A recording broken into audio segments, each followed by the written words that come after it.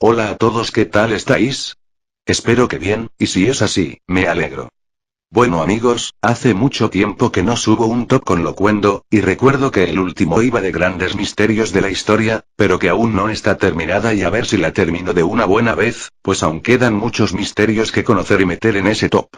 Bueno, a lo que iba, aquí os traigo un top, dividido en dos partes, sobre las leyendas más famosas de España. Sin más preámbulos, comencemos con el top. España es tierra de leyendas, cuentos insólitos en los que se entremezclan muchas veces la historia con la ficción, y cuyos orígenes se remontan a tiempos inmemoriales. Conocer estos relatos es una manera divertida y original de acercarse a la rica cultura popular española. Gigantes, dragones, brujas, espíritus, batallas, santos y noches mágicas, y muchas de estas historias son la base de tradiciones, fiestas y rituales que están muy arraigados en el presente. La cantidad de leyendas es innumerable. Aquí os mostraré algunas de las más conocidas. Número 10. La leyenda de la cueva de Salamanca.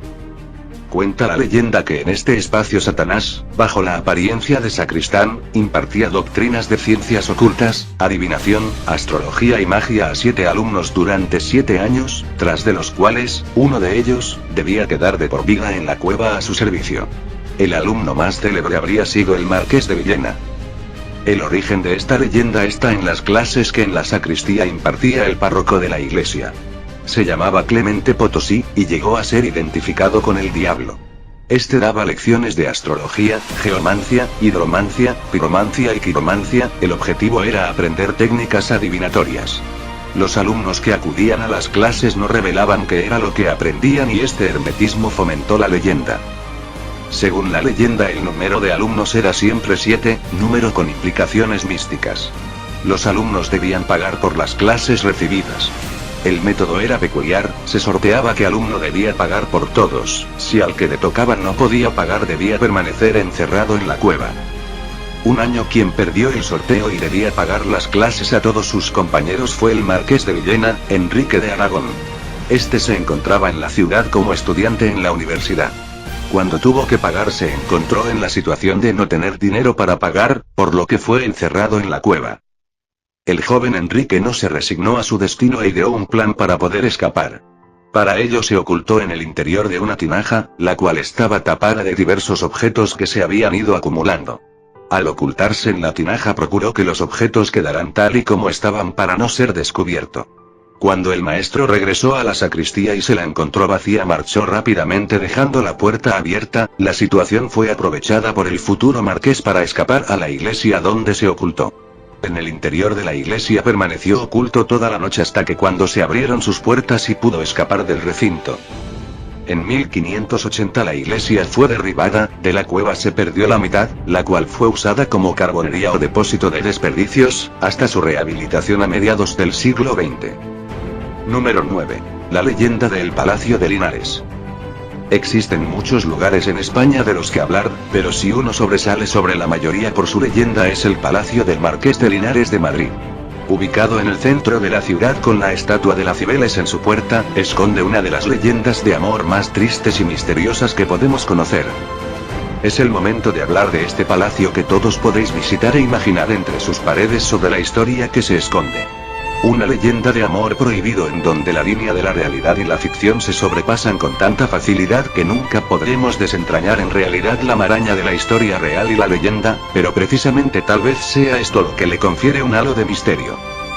Los marqueses de Linares nunca tuvieron hijos, ni hicieron vida conyugal.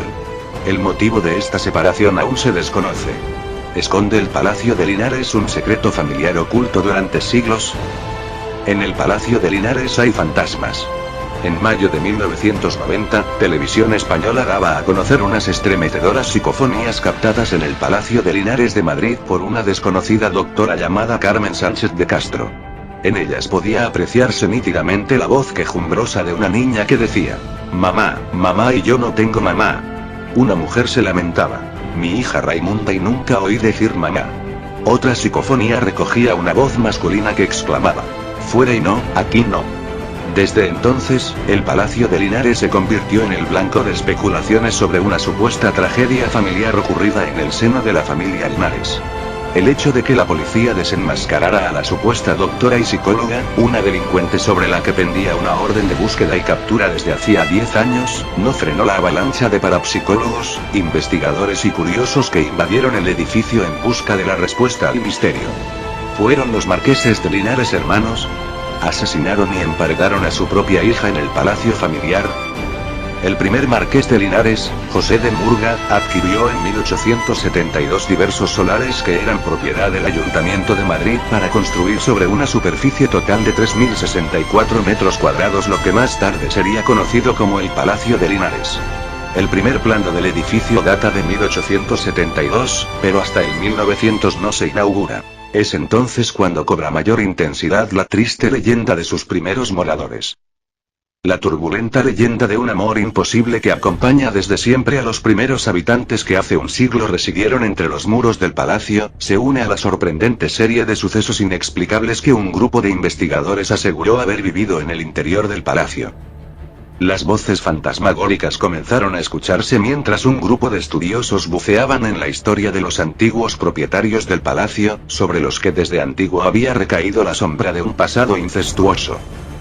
Según cuenta la leyenda maldita que tiene su origen entre la aristocracia madrileña del siglo pasado, el marqués José de Murga y Reolid Michelena y Gómez, nacido en Madrid, el 13 de febrero de 1833, se había casado sin saberlo con su propia hermana, Raimunda Osorio y Ortega. Raimunda era la hija de una cigarrera hacia la que había sentido una especial atracción el padre del marqués, un riquísimo financiero de la época que amasó una inmensa fortuna en Cuba. El padre del marqués, un hombre de talante liberal, había inculcado a su hijo un sentido práctico de la vida. Al parecer, el rechazo que el acaudalado industrial, Mateo de Murga Michelena, sentía por las bodas de conveniencia tantas veces celebradas para mantener y engrandecer las grandes fortunas de la época, propició que el joven José de Murga conociera a la que sería su esposa en un ambiente poco cercano a los más propios de su condición social. Así fue como el que fuera primer marqués de Linares entablaría relaciones, según la leyenda popular, con Raimunda, la hija de una cigarrera que trabajaba en la fábrica de tabacos de Madrid. Cuando el padre del protagonista de esta turbulenta historia supo de las relaciones sentimentales que su hijo mantenía con la mujer que era fruto de los tempestuosos amores que mantuvo hacia 1830 con la cigarrera, envió repentinamente a su heredero a estudiar a Londres con el objeto de que el joven Murga olvidara aquel amor que sin saberlo se encarnaba en la persona de su propia hermana.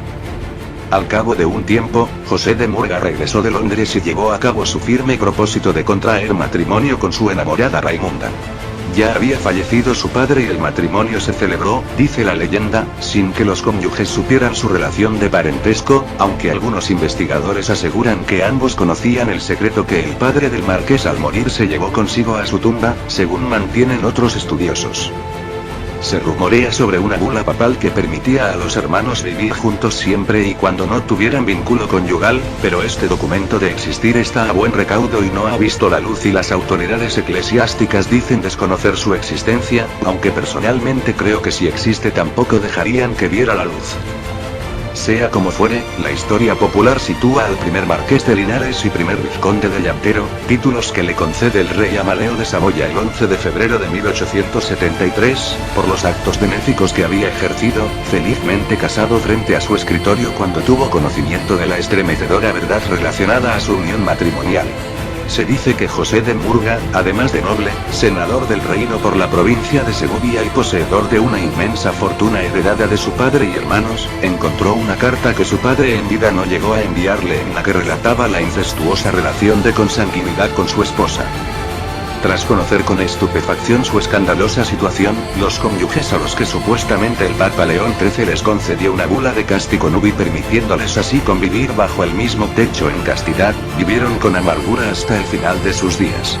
Hay quienes aseguran que el marqués al conocer la noticia se suicidó, que sus restos reposan en el jardín del palacio y que desde entonces su espectro fantasmal deambula por las galerías del lúgubre caserón. También la historia popular habla de emparedamientos y desapariciones misteriosas. La leyenda dio comienzo cuando el 21 de octubre de 1872, el primer marqués de Linares, a la edad de 39 años, una edad muy madura para su tiempo, contrajo matrimonio con Raimunda Osorio y Ortega. 30 años después, los esposos, que declararon en su testamento no tener hijos ni probabilidad de tenerlos en lo sucesivo, fallecen. Con la desaparición del marqués, que sobrevive 6 meses a su esposa, se abre un auténtico misterio en torno al destino de la incalculable herencia que había dejado. Es entonces cuando nace una leyenda más, la de una hija no deseada y, que en sus días, pudo escucharse las voces de ultratumba de los marqueses, vagando como almas en pena en búsqueda de su hija. Unos lamentos que pueden dar pie a creer que algo muy desagradable tuvo lugar entre los muros de la suntuosa vivienda. En el interior del Palacio de Linares se grabaron numerosas psicofonías. Entre otras se puede escuchar la palabra Ricardo y las frases: "Yo tuve una hija". Número 8.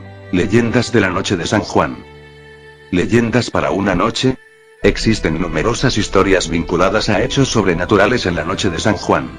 Por ejemplo, se cuenta que en el día que nació San Juan el Bautista su padre Zacarías recuperó la voz, tras haberla perdido al dudar de que su mujer estuviera embarazada puesto que el arcángel Gabriel le había advertido del suceso. Otros relatos hablan de que en pueblos sumergidos bajo las aguas como el de Lucerna, Zamora, tañen las campanas de la iglesia. Y la encantada. La leyenda más extendida es la de la encantada. En esencia, la leyenda narra la aparición de una bellísima joven peinando su cabellera, en torno a la noche de San Juan y en las cercanías de un castillo, cueva u otro paraje natural. Puede encantar a aquellos con los que se encuentre. Número 7. La leyenda del hombre pez de Liérganes. El hombre pez de Liérganes, apodo de Francisco de la Vega Casar, es un ser legendario de la mitología de Cantabria. La primera reseña en la que aparece el relato del hombre pez es en el volumen 6 del Teatro Crítico Universal de Fray Benito Jerónimo Feijóo. Posteriormente José María Herrán escribió un libro titulado El hombre pez de Liérganes, Santander, 1877. Basado en esta historia tradicional popular. Según ha llegado hasta nosotros a través de los escritos y la tradición oral, el relato dice así. En el lugar de Liérganes, cercano a la villa de Santander, vivía a mediados del siglo XVII el matrimonio formado por Francisco de la Vega y María de Casar, que tenían 4 hijos. La mujer, al enviudar, mandó al segundo de ellos, Francisco, a Bilbao, para que aprendiera el oficio de carpintero. Allí vivía el joven Francisco cuando, la víspera del día de San Juan del año 1674, se fue a nadar con unos amigos a la ría. El joven se desnudó, entró en el agua y se fue nadando río abajo, hasta perderse de vista. Según parece, el muchacho era excelente nadador y sus compañeros no temieron por él hasta pasadas unas horas. Entonces, al ver que no regresaba, le dieron por ahogado. 5 años más tarde, en 1679, mientras unos pescadores faenaban en la bahía de Cádiz, se les apareció un ser acuático extraño, con apariencia humana. Cuando se acercaron a él para ver de qué se trataba, desapareció. La insólita aparición se repitió por varios días, hasta que finalmente pudieron atraparle, cebándole con pedazos de pan y cercándole con las redes. Cuando lo subieron a cubierta comprobaron con asombro que el extraño ser era un hombre joven, corpulento, de tez pálida y cabello rojizo y ralo. Las únicas particularidades eran una cinta de escamas que le descendía de la garganta hasta el estómago, otra que le cubría todo el espinazo, y unas uñas gastadas, como corroídas por el salitre. Los pescadores llevaron al extraño sujeto al convento de San Francisco, donde, después de conjurar a los espíritus malignos que pudiera contener, le interrogaron en varios idiomas sin obtener de él respuesta alguna. Al cabo de unos días, los esfuerzos de los frailes en hacerle hablar se vieron recompensados con una palabra: Liérganes. El suceso corrió de boca en boca, y nadie encontraba explicación alguna al vocablo hasta que un mozo montañés, que trabajaba en Cádiz, vino a comentar que por sus tierras había un lugar que se llamaba así. Don Domingo de la Cantoya, secretario del Santo Oficio de la Inquisición, confirmó la existencia de Liérganes como un lugar cercano a Santander. Juan Rosendo, fraile del convento, se encaminó con él hacia Liérganes. Cuando llegaron al monte que llaman de la Dehesa, a 1/4 de legua del pueblo, el religioso mandó al joven que se adelantase hasta él. Así lo hizo su silencioso acompañante, que se dirigió directamente hasta Liérganes, sin errar una sola vez en el camino. Ya en el lugar, se encaminó sin dudar hacia la casa de María de Casar. Esta, en cuanto le vio, le reconoció como su hijo Francisco, al igual que sus hermanos que se hallaban en la casa. El joven Francisco se quedó en casa de su madre, donde vivía tranquilo, sin mostrar el menor interés por nada ni por nadie.